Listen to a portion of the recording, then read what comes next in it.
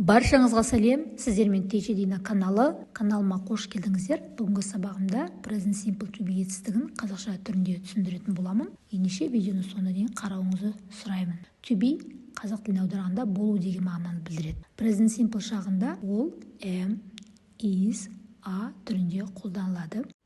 Ал am, is, are деп отырғанымыз не? Қашан қолданамыз, не үшін қолданамыз? Оның барлығын таблица түрінде түсіндіретін боламын. Дәптерлеріңізге жазып алуыңызды сұраймын. Бастауыш I, you, he, she, it, we, they. Осы бастауыштардан кейін келетін to be. Айдан кейін міндетті түрде am to be келеді. Басқа to be'ді қоя алмаймыз. Мысалға I, are, I is деп мүлдем айта алмаймыз. I am, менмін. I am a doctor, мен дәрігермін. You бастауышынан кейін are to be'ін қоямыз. Ешқашан am немесе is to be'ін қоя алмаймыз. He, she, it бастауыштарынан кейін is to be'ін қоямыз. We, they бастауыштарынан кейін are to be'ін қоямыз. Тағы да қайталаймын, бұл бастауыштардың to be'ін шатастырып алмаймыз. Бірін орнына бірін қоюға болмайды. Айдан кейін is немесе аны қоймаймыз. We'дан кейін am немесе is'ді қоя алмаймыз. Сол сияқты he'дан кейін a немесе am'ді қоя алмаймыз. Ал ендеше барлық түсінікті болу үшін бастауыш, to be және зат есімді бірге жіктеп көрейік. I am a doctor, мен дәрігермін. You are a doctor, сен дәрігерсің, сіз дәрігерсіз. He is a doctor, ол дәрігер. Бұл жерде he ер адам үшін айтылады. She is a doctor, ол дәрігер. She бұл жерде әйел үшін айтылады. We are doctors, біз дәрігерлерміз. They are doctors, олар дәрігерлер. Мінекей барлық to be'ді біз бастауыштан кейін дұрыс қойып шықтық. Болымды сөйлем айтқан кезде бастауыш бірінші, to be екінші тұрады. Мысалы, I am a teacher, мен мұғаліммін. She is happy, ол бақытты.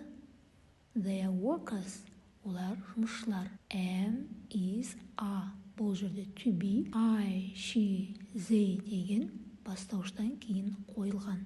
Және to be'ді шатастырмаймыз. Айдан кейін am, she'дан кейін is, they'дан кейін a қойылады. Ал сұраулы сөйлемде am, is, are, to be бастауыштың алдында тұрады. Мысалы, are you ready? A деп отырғанымыз to be, you деп отырғанымыз бастауыш. Сонда a you'дің алдында тұр. Are you ready? Сен дайынсың ба? Is he your brother? Ол сенің ағаң ба? Is деген to be, he'дің алдында тұр. He деген бізде бастауыш. Am I late? Мен кешіктім ба? Am айдың алдында тұр. Себебі сұраулы сөйлемде барлық to be бастауыштың алдында қолданылады. Соны есте сақтаймыз. To be етістігінің жіктелу жолын үйреніп алдық. Ендеше оны қай уақытта қолданамыз? Адамның кім екенін айту үшін мен дәрігермін, мен мұғаліммін, мен оқушымын деп айту үшін қолданамыз. Жағдайын, мінезін сипаттау үшін менде бәрі жақсы, ол жақсы адам деп айту үшін қолданамыз. Орнын көрсету үшін мен жұмыстамын, автобустамын, дүкендемін деп айту үшін, жасын, мамандығын айту үшін менің жасым 18-де, мен дәрігермін, мен инженермін деп айту үшін осы to be'ді қолданамыз. Үй жағдайында өздеріңіз мысалдар келтіріп көріңіздер. Сіздерде әрине ағылшынша сөйлемдер дұрыс пайда болады. Ендеше бүгінгі сабақ баршаңызға түсінікті болды деп ойлаймын. Егер қандай да бір сұрақтар болатын болса, комментарийға жазып кетсеңіз болады. Оның барлығын оқып жауап беремін. Видеоны қарағаныңыз үшін көп рахмет. Келесі видеода кездескенше сау болыңыздар. Менің каналыма тіркеліп, лайк басып, өз пікіріңізді білдіруді ұмытпаңыз.